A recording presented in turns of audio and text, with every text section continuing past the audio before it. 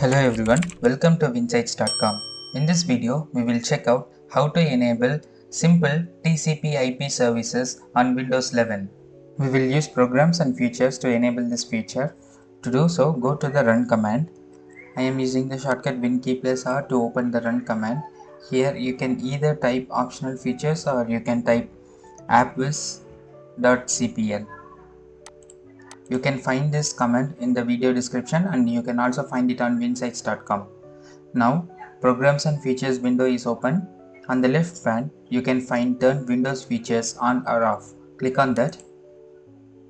Windows Features dialog will pop up now. Here you can find a lot of optional features. Locate simple TCP IP services, which includes echo, daytime, etc. So click on the checkbox next to it and then click OK. The system will now search for the required files and apply all the necessary changes.